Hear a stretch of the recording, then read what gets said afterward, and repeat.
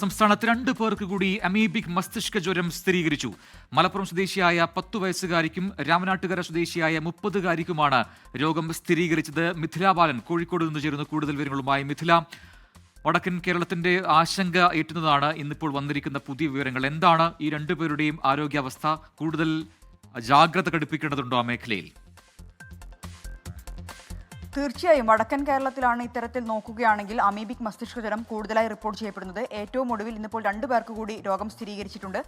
മലപ്പുറം സ്വദേശിനിയായ 10 വയസ്സുകാരി, ഒപ്പം തന്നെ കോഴിക്കോട് രാമനാട്ടുകര സ്വദേശിനി 30 വയസ്സുള്ള ആൾക്കുമാണ് രോഗം സ്ഥിരീകരിച്ചിട്ടുള്ളത്. ഇതിൽ രാമനാട്ടുകര സ്വദേശി കോഴിക്കോട്ടെ ഒരു സ്വകാര്യ ആശുപത്രിയിൽ ചികിത്സയിലാണ്. അവിടെ നിന്നും പരിശോധനയ്ക്കായി സ്രവം കോഴിക്കോട് മെഡിക്കൽ കോളേജ് എത്തിക്കുകയായിരുന്നു. അവിടെ നടത്തിയ പരിശോധനയിലാണ് ഇത്തരത്തിൽ രോഗം സ്ഥിരീകരിച്ചത്.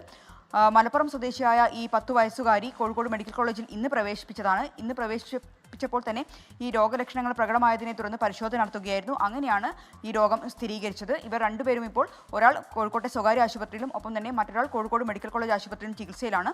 നിലവിലിപ്പോൾ 10 പേർക്കാണ് രോഗം സ്ഥിരീകരിച്ചിട്ടുള്ളത്. അതിൽ ഒരാളുടെ നില അതീവ ഗുരുതരമാണ്. ഇതിൽ ഏറ്റവും ആശ്വാസകരം എന്നത് കഴിഞ്ഞ ദിവസം 2 പേർക്ക് രോഗമുക്തി ഉണ്ടായി എന്നത് തന്നെയാണ്. അതേസമയം തന്നെ ഇത്തരത്തിൽ വീണ്ടും രോഗങ്ങൾ റിപ്പോർട്ട് ചെയ്യപ്പെടുന്നത് വലിയ രീതിയിലുള്ള ഒരു ആശങ്കയ്ക്കും ഇടയാക്കുന്നുണ്ട്. പ്രജിൻ, ശരി, മിഥില ബാലനാണ് വിശദാംശങ്ങൾ നൽകിയത് കോഴിക്കോട്.